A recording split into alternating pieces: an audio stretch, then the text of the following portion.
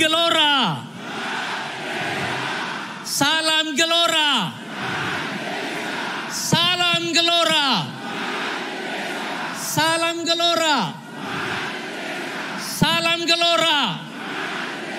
Salam Gelora. Salam Gelora.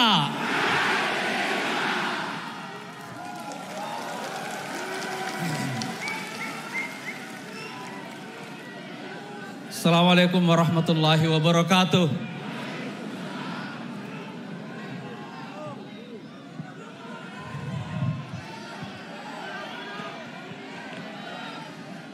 Ini terlalu bergelora Pak Prabowo ini.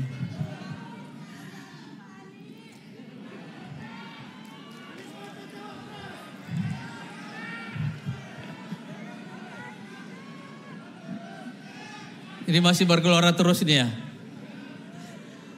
Kita tenang dulu sebentar ya. Saudara-saudaraku semuanya, para pimpinan DPW seluruh Indonesia dari Partai Gelora yang hadir pada kesempatan ini yang saya cintai. Serta para pengurus DPD dan DPC dari Banter 2, Jakarta, Banten, dan Jawa Barat.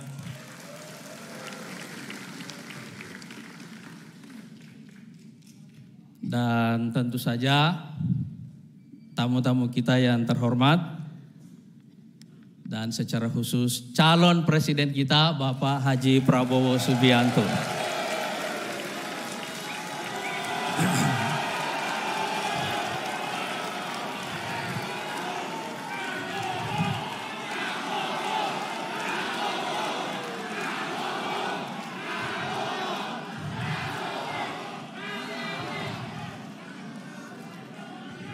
Pak Prabowo inilah Partai Gelora gitu. Ada geloranya. Bersama kita hadir para pimpinan partai koalisi Indonesia Maju, Pak.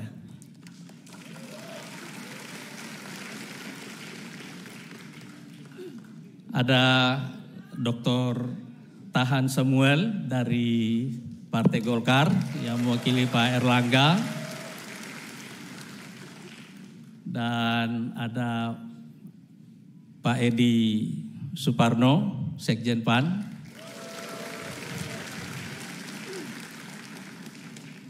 dan ada Profesor Yusril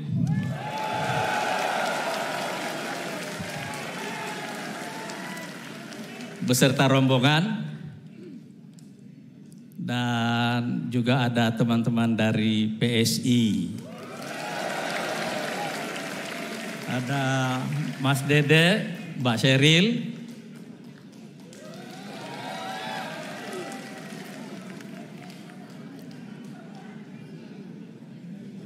dan para pimpinan Partai Gerindra, Pak Sekjen, Pak Muzani, yang saya hormati, Pak Sugiono, Pak Fuad Bawazir, Pak Andre, dan yang lainnya. Semestinya acara deklarasi dukungan kepada Pak Prabowo Subianto sebagai calon Presiden Republik Indonesia 2024-2029 ini diadakan 1 pekan yang lalu. Tanggal 27 Agustus.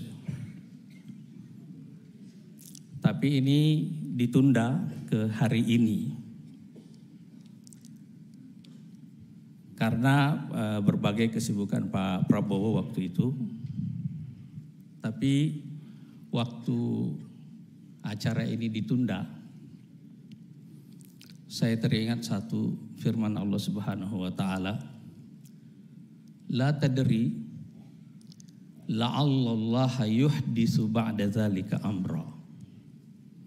Kamu tidak pernah tahu. Mungkin Allah akan menciptakan suatu peristiwa setelah itu.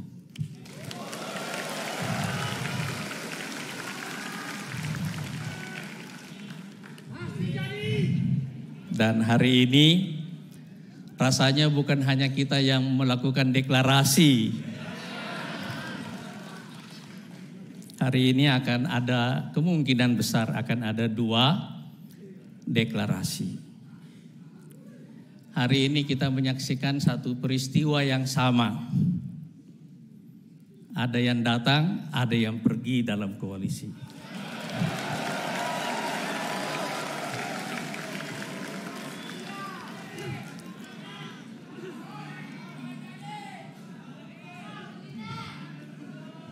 Tapi saya ingin mengatakan ke Pak Prabowo dan teman-teman partai koalisi lainnya. Mudah-mudahan yang baru saja datang ini adalah sekutu yang bisa dipercaya dan bisa diandalkan.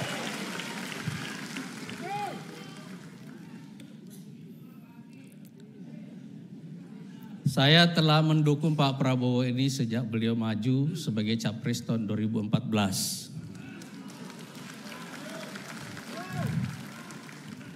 Lalu 2019.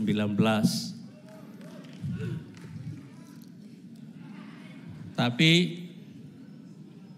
beliau kalah dalam 2 kali maju itu untuk lawan yang sama, Pak Jokowi.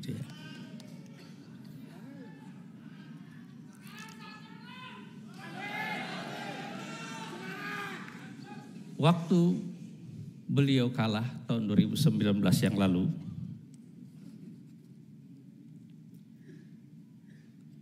kami di pimpinan Partai Gelora, tepatnya pada tanggal 6 Oktober 2019, datang bertemu dengan Presiden Jokowi.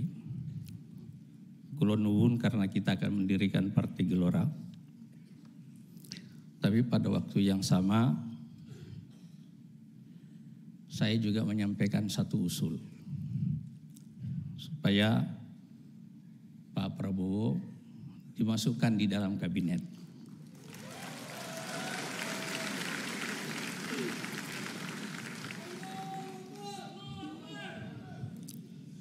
Saya bilang, Pak, ini periode kedua Bapak dan akan ada krisis besar yang menimpa dunia.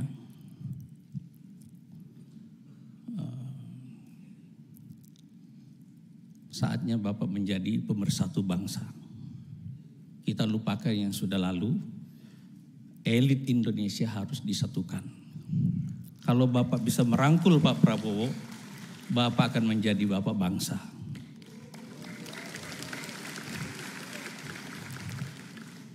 Saya percaya waktu beliau memasukkan Pak Prabowo dalam kabinet, tentu saja bukan karena semata-mata usulnya Partai Gelora. Tapi itulah yang terjadi. Dan 2 tokoh ini memberikan kita satu pelajaran tentang bagaimana berjiwa besar.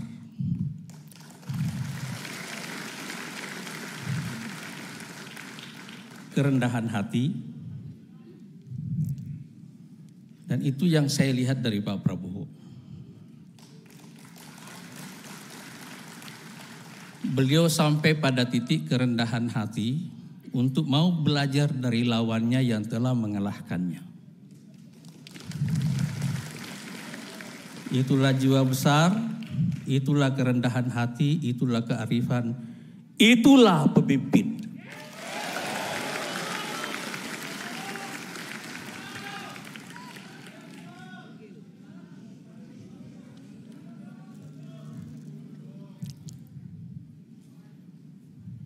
Dan itu yang membuatnya sekarang saya mendukung beliau kembali. Itu yang membuatnya relevan. Karena pemimpin itu akan selalu relevan kalau dia bisa berkontribusi. Dan apa yang membuatnya bisa berkontribusi adalah kalau dia selalu belajar.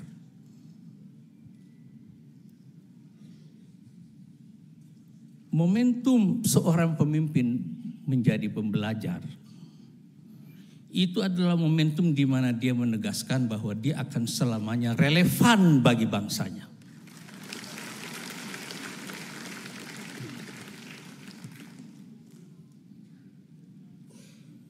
Tapi Pak Prabowo, saya boleh minta izin sedikit? Saya mau minum dulu sedikit Pak. Karena ada yang mau saya sampaikan, tapi saya mau cerita ini saya sampaikan dengan tenang.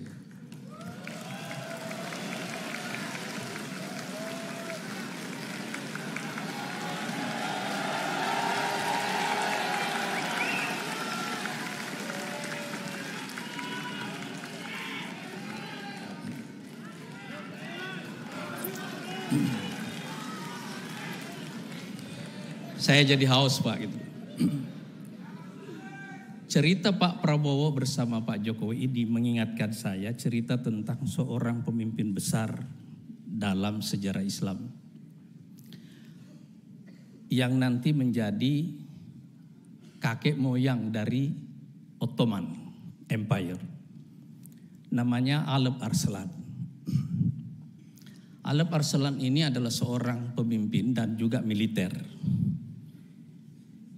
yang mencatat sejarah kemenangan militer yang luar biasa banyaknya.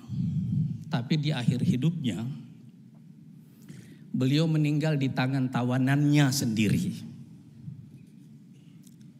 Orang yang sudah ditawan sama dia,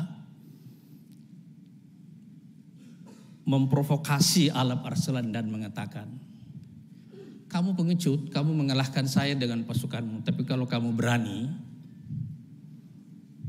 ayo kita duel. Alep Arslan berdiri dan terprovokasi dengan itu. Lalu beliau mendekati orang ini namanya Yusuf Al-Khawarizmi. Lalu tiba-tiba orang ini menikamnya. Karena ternyata walaupun dirantai tapi dia bawa pisau. 4 hari kemudian Alep Arslan meninggal. Sebelum meninggal, beliau bertanya kepada dirinya sendiri, kenapa bisa dia dibunuh oleh tawanannya? Kalau dibunuh dalam pertempuran itu oke gitu ya. Tapi dibunuh oleh tawanannya sendiri, kenapa bisa? Kenapa bisa itu? Itu yang dia tanyakan itu. Jadi beliau merenung dan sampai pada kesimpulan begini. Sebabnya adalah menurut beliau, ini pengakuannya sebelum wafat, setelah begitu banyak kemenangan, beliau mengumpulkan pasukannya di Samarkand, sekarang Uzbekistan. Dan pasukannya itu saking besarnya, saking banyaknya, dia tidak bisa lihat ujungnya. Tiba-tiba di dalam hati, dia tidak bicara. Waktu dia berdiri di depan pasukannya itu, dia tidak bicara. Tetapi tiba-tiba muncul, terbersit dalam hatinya, pikiran.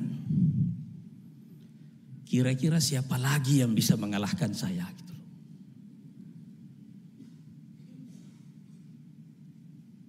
Kata Alep Arslan, bisikan hati ini yang membuat Allah mempermalukan saya dengan cara saya dibunuh oleh orang yang sudah saya tawan sendiri.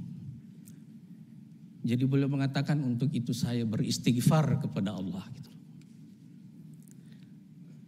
Pemimpin ini sudah akan wafat dan akan dicatat. Hari-hari ini rakyat Turki memperingati perang yang dipimpin oleh beliau hari-hari sekarang ini. Namanya Perang Malazgirt. Tapi beliau menyatakan itu. Akhirnya beliau beristighfar, bersyahadat, lalu meninggal. Pelajaran terbesar bagi pemimpin itu adalah pelajaran tentang kerendahan hati.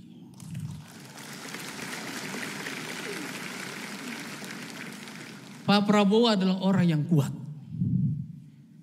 Tapi sekarang saya mengenalnya dengan nilai tambahan baru dalam kepribadian beliau. Yaitu orang kuat yang rendah hati.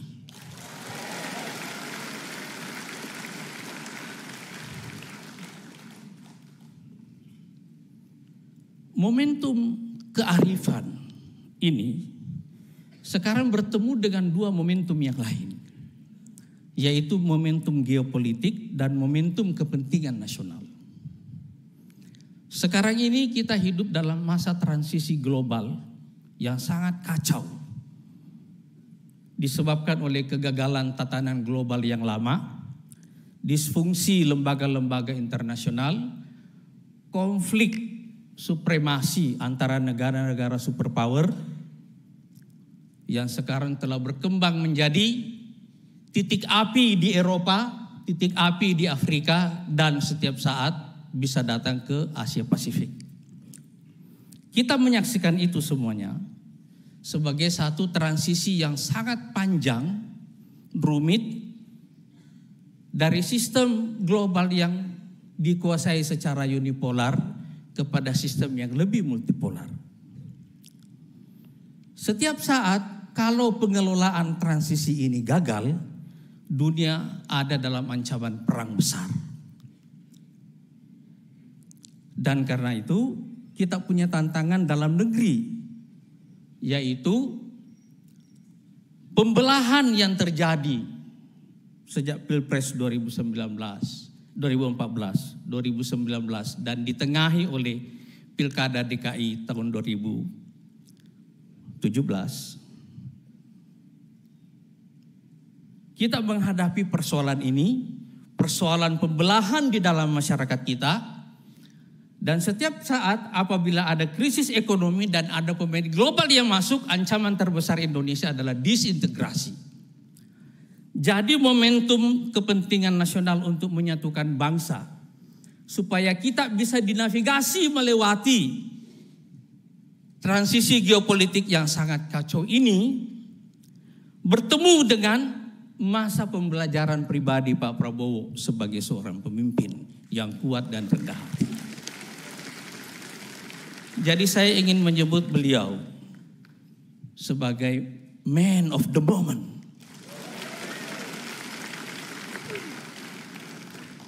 Yang membuat kami di Partai Gelora dan saya kira teman-teman koalisi lainnya untuk mendukung beliau sebagai seorang pemimpin. Partai Gelora ini partai yang lahir di tengah krisis. Dan karena itu lahir dengan satu mimpi untuk menjadi solusi bagi krisis itu. Yang paling buruk dalam situasi politik kita adalah kalau kita tidur tanpa mimpi, bangun tanpa rencana. Jadi kita mencari sekutu. Sekutu yang bisa menavigasi Indonesia menjadi negara superpower baru dengan memanfaatkan transisi geopolitik yang rumit ini bukan sebagai ancaman tapi sebagai peluang.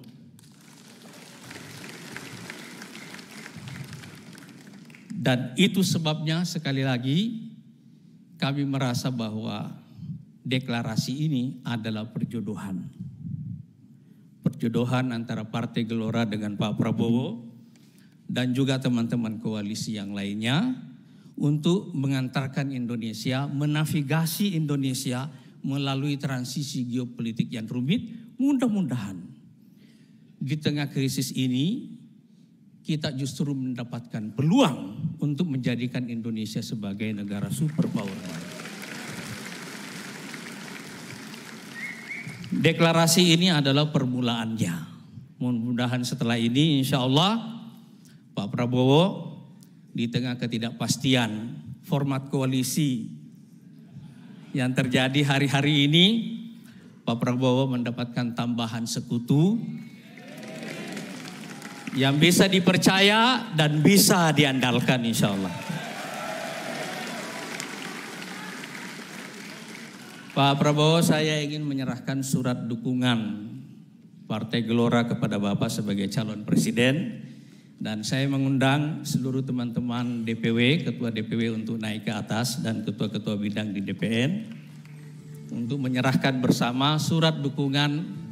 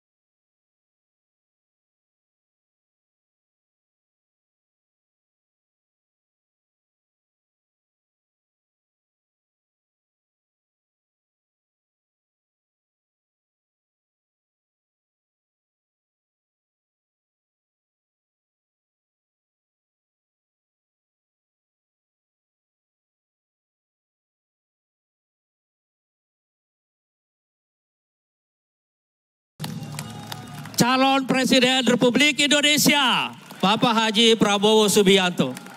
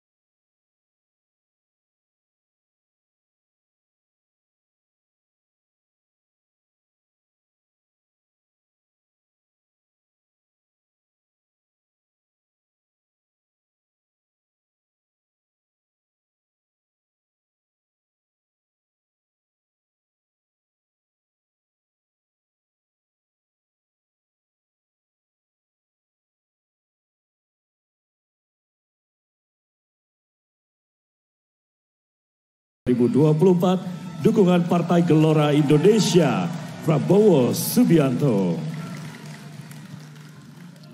Bismillahirrahmanirrahim. Assalamualaikum warahmatullahi wabarakatuh. Selamat pagi. Salam sejahtera bagi kita semua. Shalom, Om Swastiastu, Namo Buddhaya, salam kebajikan. Yang saya hormati, yang saya banggakan, dan yang saya cintai, Saudara Anies Mata, Ketua Umum Partai Gelora,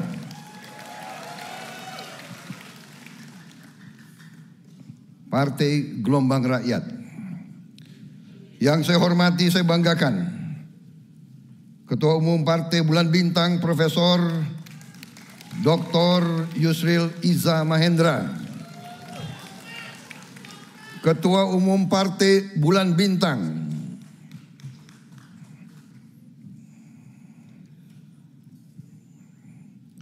yang saya hormati, saya banggakan, Wakil Ketua Umum Partai Gelora, Saudara Fahri Hamzah,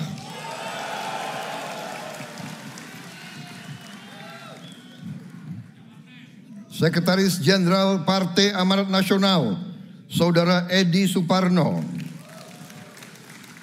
yang mewakili Ketua Umum Partai Golongan Karya, Saudara Tahan Samuel,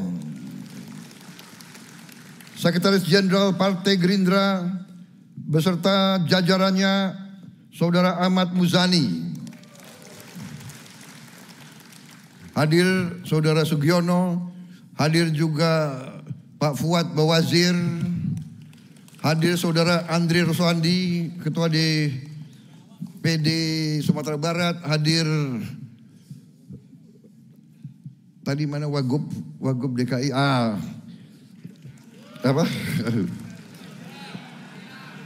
Ariza, mantan Wakil Gubernur DKI, Saudara Haikal, anggota DPR RI, kemudian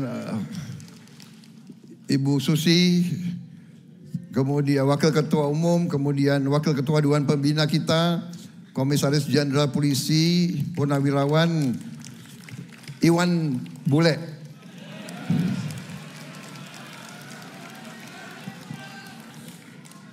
dan para pimpinan Gerindra lainnya yang tidak saya sebut satu-satu tanpa mengurangi rasa hormat, karena saya khawatir nanti panitia akan membatasi waktu saya. Saudara-saudara sekalian, saya buka dengan pantun. Oh, adik-adikku dari PSI. Sorry. Ini kok saya nggak buka halaman kedua ini. Sorry, ini salah saya ini, aduh. Wakil Ketua Umum Partai Bulan Bintang, Saudara Norman Zainal. Sekretaris Majelis Suryo, Partai Bulan Bintang, Saudara Jurhum. Ketua Dewan Pimpinan Pusat Partai Solidaritas Indonesia, Ibu Sheryl Tanzil. Tapi tadi saya sudah kasih tangan khusus, ya kan? Lama juga ya. Kalian perhatiin aja.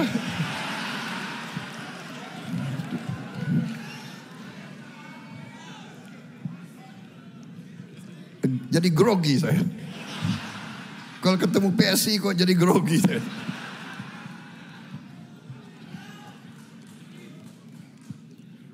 Ketua Dewan Pimpinan Pusat Partai Solidaritas Indonesia, Imelda Purba. Sekretaris Jenderal Partai Gelora, Mahfuz Siddiq. Bendahara Umum Partai Gelora, Ahmad Riyadi. Paling penting ini bendahara. Harus diawasi Pak Fahri. Jangan lari ke genting ini. Tapi kalau Gelora kita yakin lah, ya kan. Ketua umumnya Ustadz, bagaimana itu? Ustadz yang brilian dan moderat. Nah ini yang dibutuhkan di Indonesia ini. Kemudian hadir juga kawan lama saya, Deddy Miswar.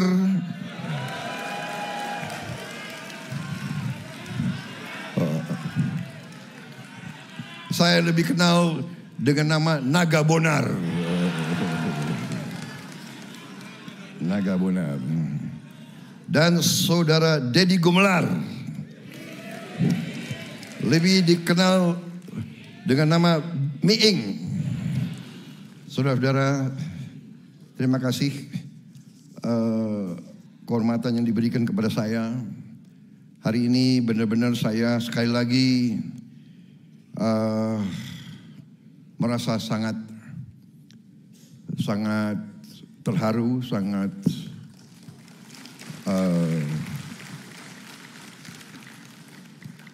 diberi kepercayaan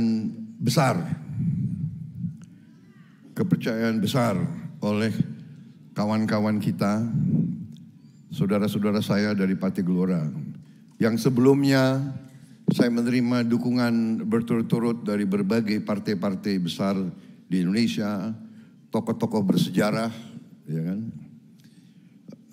yang menaruh harapan kepada saya. Saudara-saudara sekalian, kita berpolitik.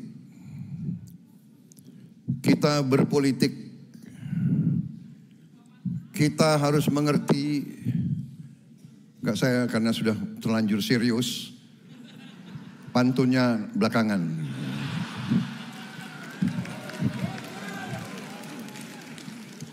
Tapi kalian harus tanggung risiko ya. Saya ada 13 pantun. Saudara-saudara sekalian, kita berkumpul di sini pada hari libur. Kita berpolitik. Berpolitik dalam arti yang murni, dalam arti yang terbaik. Artinya kalau kita belajar di sekolah, politik itu adalah keinginan, kehendak untuk memperbaiki kehidupan rakyat dan masyarakat. Itu arti berpolitik, saudara-saudara. Tentunya nantinya berpolitik itu berurusan dengan kekuasaan. Saudara-saudara, berpolitik itu di ujungnya adalah urusan membagi, memberi dan membagi kekuasaan. Saudara-saudara sekalian, kalau kita ingin berpolitik, niat kita harus tadi, niat yang benar, niat yang baik. Kita ingin memperbaiki kehidupan rakyat.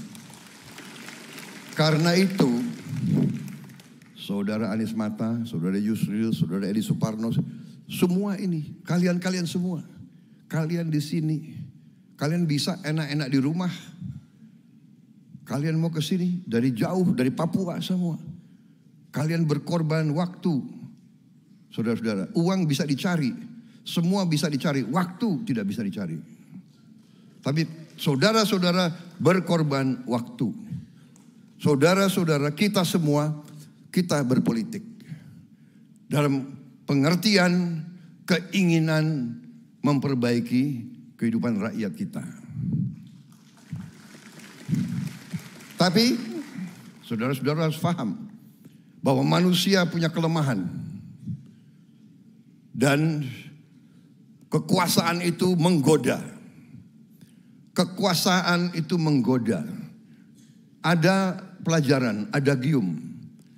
Kekuasaan condong membuat orang korup. Kekuasaan yang besar membuat condong memungkinkan orang menjadi korup secara besar-besaran. Kekuasaan yang absolut membuat dia condong bisa korup secara absolut. Jadi kita sebagai anak bangsa Indonesia, kita sebagai insan hamba Tuhan, kita harus paham. Kita ingin berkuasa. Kita ingin berkuasa. Jangan dipelintir, ya, diutuh, rekam ucapan saya. Jangan dipelintir, nanti dipotong. Prabowo ingin berkuasa. Anies Mata ingin berkuasa. Yusril ingin berkuasa. Iya, kita ingin berkuasa dengan seizin rakyat kita. Kita ingin berkuasa untuk berbuat baik. Kita ingin berkuasa untuk menghilangkan kemiskinan dari bumi Indonesia. Kita ingin berkuasa untuk menghilangkan korupsi dari bumi Indonesia.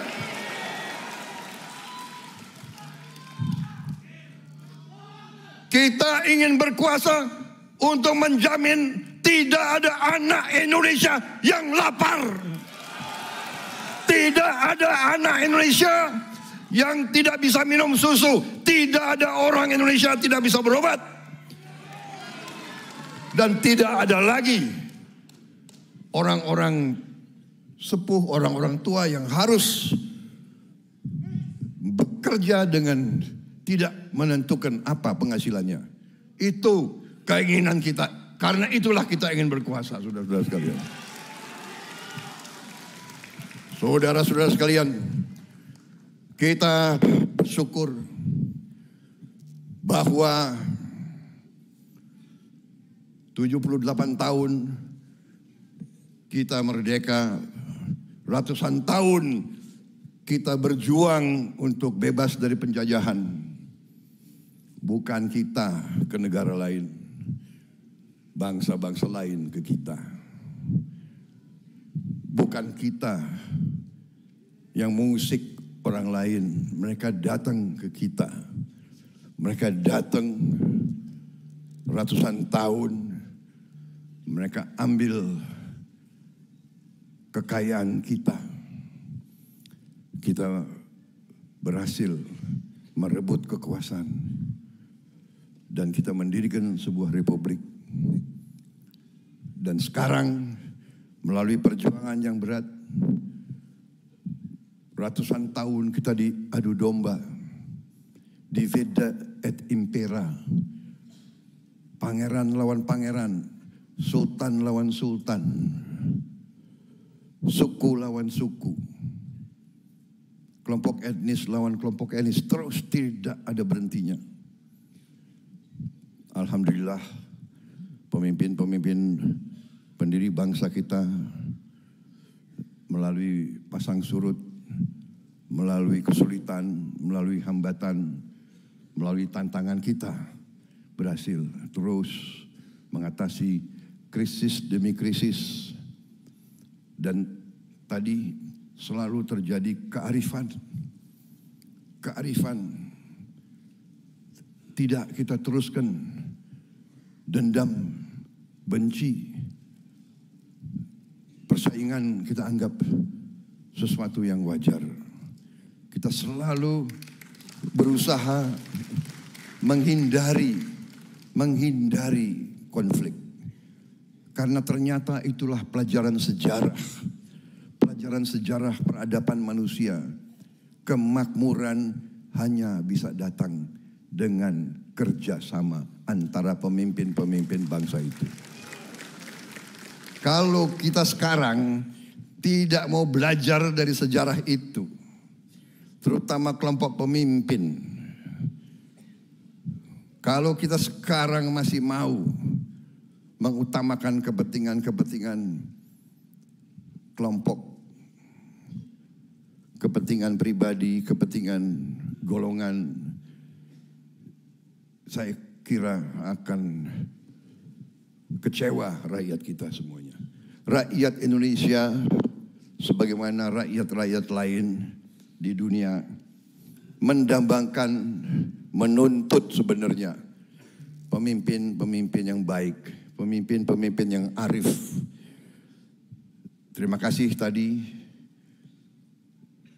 penghormatan diberikan kepada saya. Saya juga merasa selalu saya serba kurang. Saya selalu bertanya kepada diri saya, apakah saya mampu menerima harapan yang begitu besar dari banyak kalangan. Tetapi sebagai seorang anak bangsa yang dari sejak muda, saya telah bersumpah untuk memberi jiwa dan raga saya untuk rakyat dan bangsa Indonesia.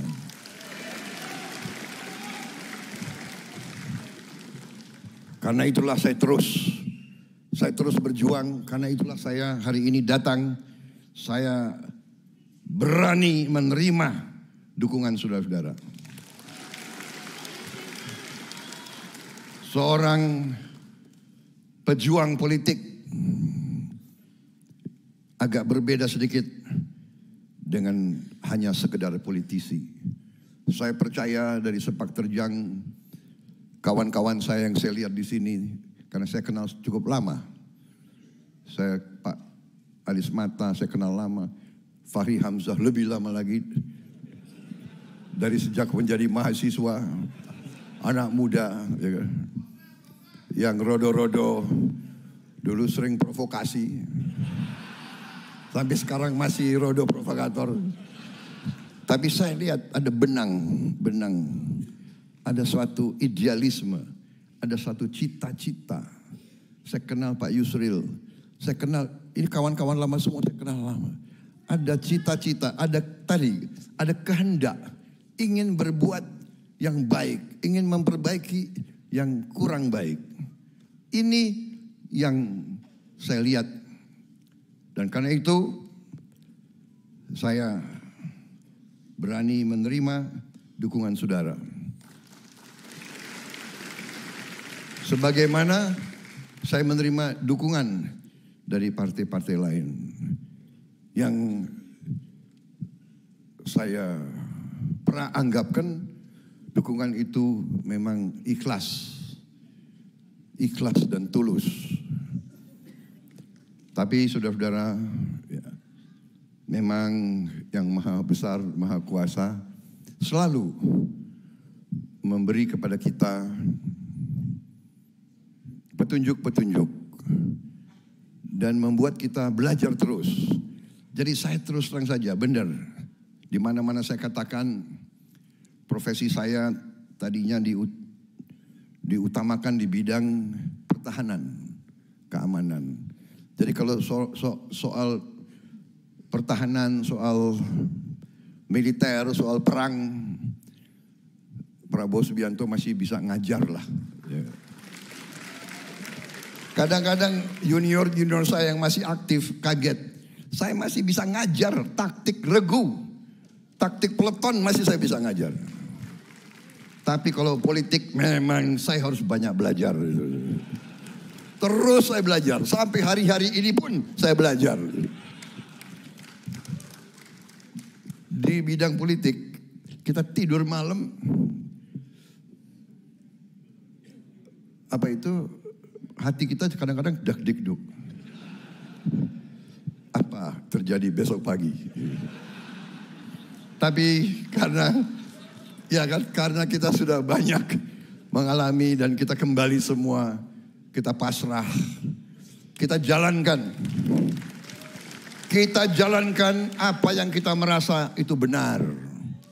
Saudara-saudara sekalian, jadi koalisi kita ya di ujungnya, oke, nama masih bisa kita atur-atur kan, what's in a name kan, benar nggak? Tapi logika saya itu nama yang baik karena kita berada di jajaran timnya Pak yang dipimpin selama ini oleh Pak Joko Widodo. Kita percaya beliau meletakkan dasar-dasar yang baik untuk ekonomi ke depan, ya kan?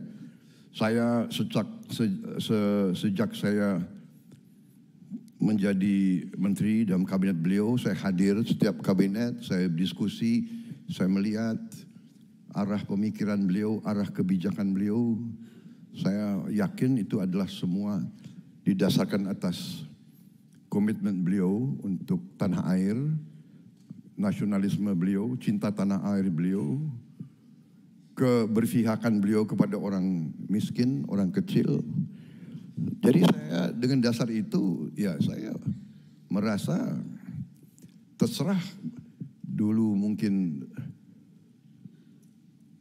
kita rival, tapi sekarang kita harus kerjasama demi kepentingan rakyat kita.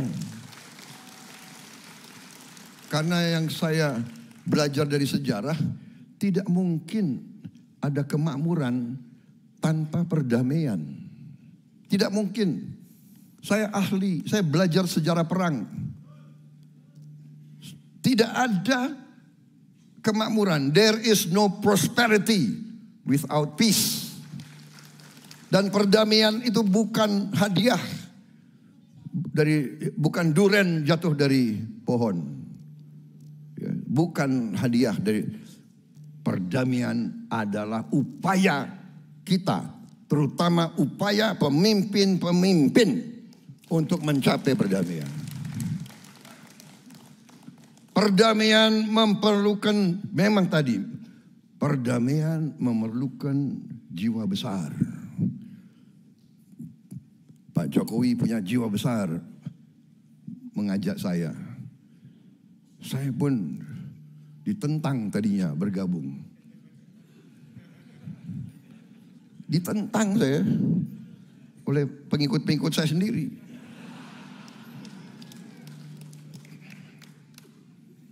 Saya dituduh pengkhianat. Memang akhir-akhir ini memang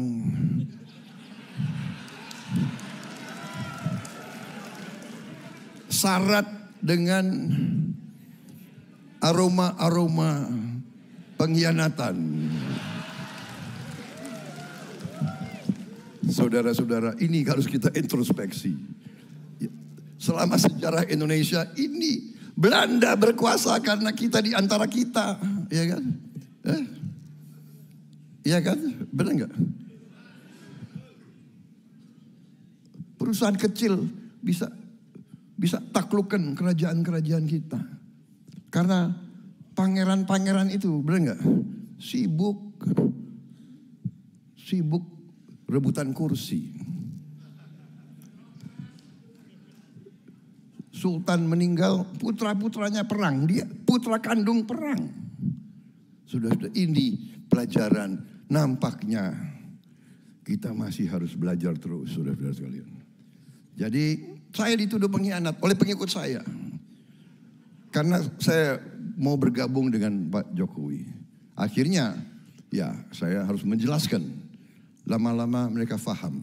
Ya. Jadi politik adu domba, politik pembelahan, semakin Indonesia tidak bersatu, semakin kekuatan-kekuatan tertentu di dunia ini senang lihat. Kenapa? Kita terlalu besar, kita terlalu kaya, saudara-saudara sekalian. Indonesia ini sebesar seluruh Eropa. Eropa itu berapa? 27, 28 negara. 28 negara. Itu Eropa Barat dan Eropa Tengah. Kalau ditambah Eropa Timur, berapa belas? Jadi saudara-saudara, kita satu negara. Luasnya seperti ini. Ya kan? Dan kayanya bukan main, saudara-saudara. Kayanya bukan main. Produsen nikel terbesar. Produsen kelapa sawit terbesar. Ya kan? Timah, karet. Apa yang komoditas yang kita tidak punya? Saudara-saudara sekalian. Ya, sekarang Pak Jokowi sebagai presiden sudah 2 periode, beliau dengan tim beliau mencanangkan hilirisasi. Apa arti hilirisasi? Hilirisasi itu adalah upaya membangun industri sehingga bahan-bahan alam kita tidak kita jual gelondongan, tidak kita jual sebagai bahan mentah, tapi kita harus olah di bumi Indonesia. Saudara-saudara, satu refinery, satu penyuling kilang minyak itu bisa menciptakan puluhan ribu pabrik di hilir. Satu kilang minyak bisa membuat di hilir puluhan ribu pabrik. Saudara-saudara, demikian kelapa sawit, demikian semua komoditas lain. Rumput laut bisa jadi bahan untuk pupuk. Sekarang pupuk susah. Bisa sekarang rumput laut jadi bahan untuk plastik. Saudara-saudara sekalian, jadi masa depan adik-adik saya yang muda-muda ini sangat cemerlang. Saudara, harusnya saya sebut anak-anak, tapi nggak mau, saya bilang adik-adik aja. Gitu. Saudara-saudara sekalian, masa depan kita cemerlang. Semua indikator mengatakan seperti itu. Semua indikator mengatakan kalau kita dalam nanti 2045 kita tidak menjadi negara keempat, kita jadi negara kelima, keenam, minimal kita jadi negara ke-8, ke-9. Bisa bayangkan nggak kita jadi negara ke-9 terbesar di dunia, saudara-saudara sekalian. Tapi ada tapinya. Jangan kita senang dengan angka-angka. Karena angka-angka bisa menipu kita sendiri. Jadi kekayaan ini pertama harus kita kelola di dalam negeri untuk mendapat nilai tambah.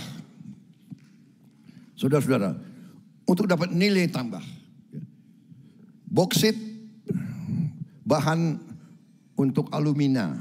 Alumina diolah menjadi aluminium. Aluminium jadi mobil, jadi motor, jadi pesawat terbang, jadi videotron, jadi semua alat-alat yang bisa kita pakai. Masa kita jual boksit keluar sebagai batu, gelondongan, dan kita import pesawat terbang, kita import mobil, kita import motor. Tidak, kita ingin membuat mobil Indonesia. Bukan ingin, kita harus membuat mobil Indonesia. Dan kita sudah merintis. Presiden memerintahkan saya dan saya sekarang sedang dibangun di Pindad Jeep buatan Indonesia. Jeep buatan Indonesia. Insya Allah kita berharap akhir tahun ini sudah produksi massal, saudara-saudara sekalian. Kita juga sudah buat motor listrik buatan Indonesia, saudara-saudara. Kita produksinya bisa 3.000 motor sebulan. Buatan anak-anak Indonesia. Di PT LAN, saudara-saudara sekalian. Dan seterusnya. Dan seterusnya.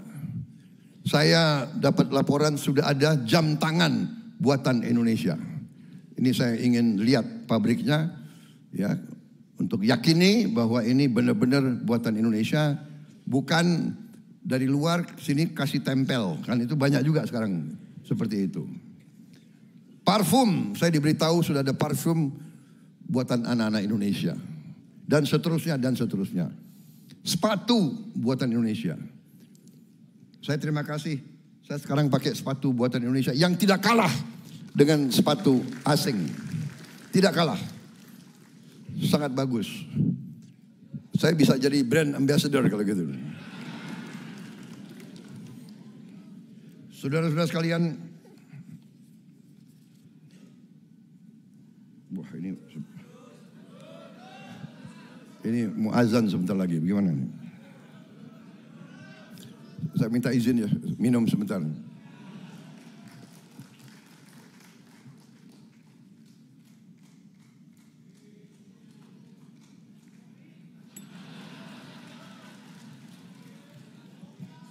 Kalau Pak Anies Mata minum air putih, saya minum kopi. Saudara-saudara, terima kasih atas dukungan saudara-saudara sekalian. Terima kasih. Terima kasih saudara masih mau berjuang bersama saya. Terima kasih. Saudara-saudara, nanti rakyat yang akan melihat kita. Rakyat yang akan menilai kita.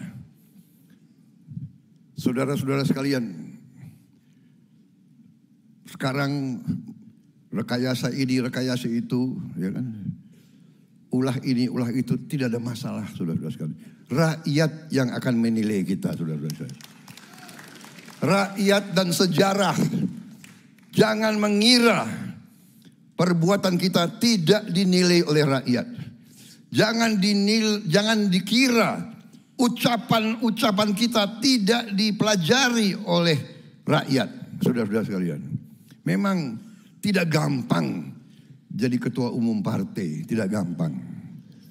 Iya kan? Kata-kata benar dipelentir, ya kan? Tapi nggak ada masalah. Sekarang kita punya teknologi informatika. Ini zamannya zaman digital, saudara-saudara sekalian. Jadi ada sosmed, ada segala macam di mana rekam jejak, rekam kata sudah ada di situ. Ya, saudara-saudara sekalian, ada dulu wartawan mungkin mau mancing saya, Pak Prabowo kok sering dibohongi ya, dan sering dikhianati ya. Saya jawab spontan aja, boleh Prabowo dibohongi, boleh Prabowo dikhianati, yang penting asal jangan Prabowo bohong dan Prabowo berkhianat. Jadi saudara, terima kasih dukunganmu. Rakyat yang akan melihat, rakyat akan menilai, rakyat yang akan nanti memberi vonis, dan nanti yang paling utama adalah sejarah mencatat siapa di atas jalan yang benar dan siapa yang berkhianat kepada bangsa dan negara. Saudara-saudara sekalian, tadi dikatakan Prabowo berapa? 3 kali kalah, 4 kali kalah. Pejuang tidak ada kalahnya, saudara-saudara sekalian. Pejuang tidak ada kalahnya. Jabatan tidak penting. Yang penting pengabdian kepada rakyat Indonesia. Saudara-saudara sekalian.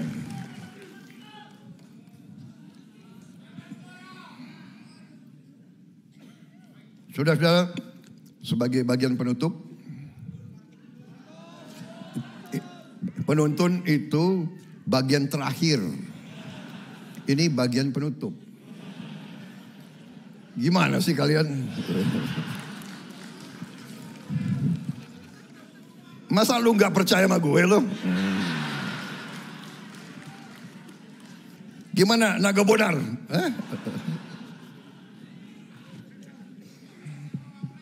Jadi saudara, saya simpulkan ya, inti yang ingin kita perjuangkan. Ini saya lontarkan dan sudah saya lontarkan. Ya, sudah ada perwakilan dari Gelora, Pak Fahri Hamzah waktu itu hadir, dari PAN, dari PSI, dari semua hadir. Waktu itu kalau nggak salah PKB masih hadir. Ya. Tapi tenang saja, insya Allah mereka akan hadir kembali. Karena kita menganggap semua orang itu saudara kita, ya kan?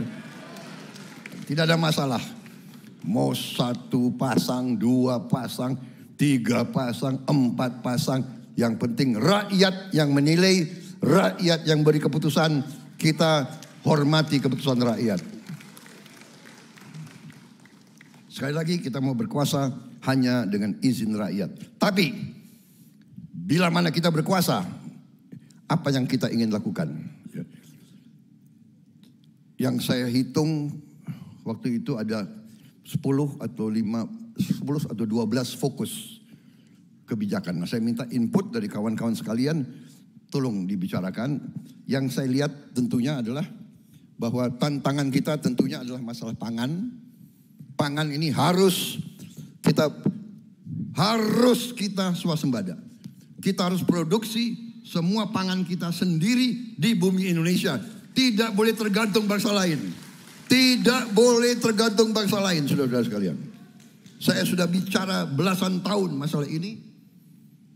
Ya, dan sekarang dengan perang Ukraina, India melarang ekspor beras, Thailand naikin harga, Vietnam, kita tidak bisa mengandalkan dari luar. Kita harus bangun lumbung-lumbung pangan nasional. Kita harus menjaga energi kita. Jangan khawatir, kita bisa hasilkan energi dari dalam negeri.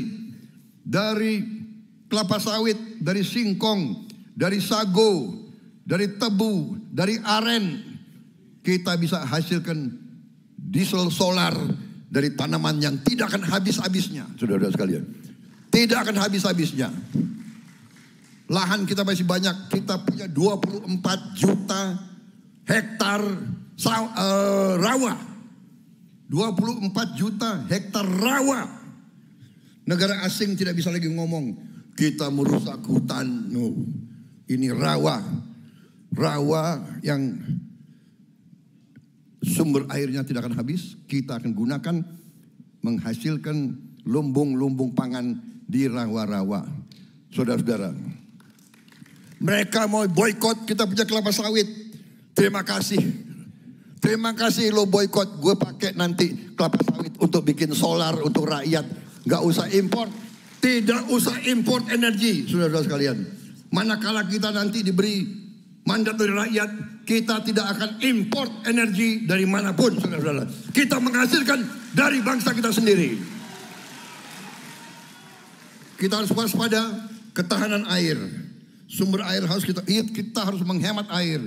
Di bagian tertentu Indonesia air berlimpah-limpah, di bagian tertentu di musim kering sulit. Nah, ini sedang kita kaji. Saya bentuk Satgas Air di Kementerian Pertahanan. Kita sudah mungkin bulan depan akan kita hasilkan 100 titik air di tempat desa-desa yang sulit air. Kita akan menghasilkan, sampai hari ini sudah menghasilkan 57 titik air. 57, kita akan tambahkan lagi sampai dengan 100 titik akhir Oktober ini. Saudara-saudara sekalian, kesehatan, farmasi, kita teruskan program-programnya Pak Jokowi. Kartu Indonesia Sehat, Indonesia Pinter, semuanya kita teruskan, kita tambahkan lagi. Yang benar kita teruskan. Untuk apa kita robah-robah, saudara-saudara sekalian? Kita tambah, kita perbaiki, saudara-saudara. Benar gak? Pendidikan, sains, teknologi, kita akan bangun sekolah unggulan di setiap kabupaten di seluruh Indonesia, saudara. Kita akan memperbaiki semua sekolah, termasuk TK, SD, dan pesantren-pesantren kita akan perbaiki semua, saudara-saudara. Kita akan memberi makan siang dan susu untuk setiap anak Indonesia. Setiap anak Indonesia, saudara-saudara. Kita sudah hitung, uangnya ada, kita mampu. Kita lakukan perbaikan di bidang politik, hukum, di birokrasi. Kita teruskan hilirisasi menuju industrialisasi. Kita robah keuangan negara menjadi lebih ramping, lebih efisien. Sehingga setiap uang rakyat akan sampai untuk kepentingan rakyat. Masalah pertahanan sudahlah serahkan kepada ahlinya. Dengan demikian, saudara-saudara sekalian, terima kasih. Waktu juga telah membatasi, dan saya sekarang akhiri dengan pantun. Pantun pertama. Sarapan pagi pakai buras. Mampir ke Makassar makan konro. Anies Mata orangnya brilian dan cerdas. Terima kasih berjuang bersama Prabowo. Pantun kedua. Merdu mengaji anak dara. Ilmu dikaji, iman dijaga. Mari maju bareng Partai Gelora. Tidak boleh ada yang benci demi Indonesia. Masih ada. Indonesia poros maritim dunia. Ibu kotanya pindah di Nusantara. Kita semua berjuang bersama Gelora untuk Indonesia yang semakin adil dan sejahtera. Masih ada lagi. Ini pantun favorit saya. 1-2 cempaka biru. 3-4 dalam jabangan.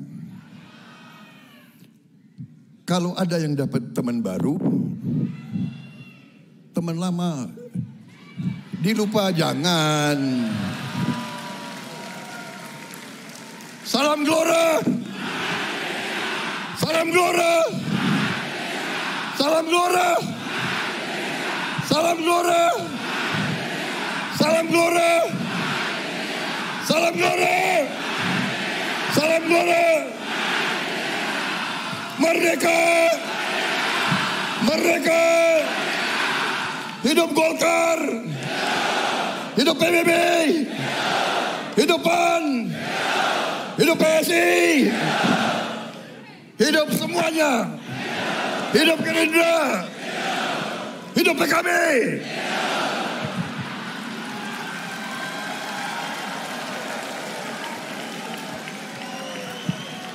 Wassalamualaikum warahmatullahi wabarakatuh. Salam sejahtera kita sekalian. Shalom. Om Swastiastu. Om Santi Santi Santi. Om. Namo Buddhaya, salam kebajikan. Semoga Yang Maha Kuasa senantiasa melindungi Gelora dan semua kawan-kawan dalam perjuangan membela rakyat Indonesia. Terima kasih. Terima kasih. Baik, kami ucapkan terima kasih banyak kepada Bapak Haji Prabowo Subianto untuk pidato politiknya. Dan boleh berikan tepuk tangan yang paling meriah Bapak Ibu hadirin sekalian dengan berakhirnya pidato politik calon Presiden Republik Indonesia 2024 Bapak Haji Prabowo Subianto.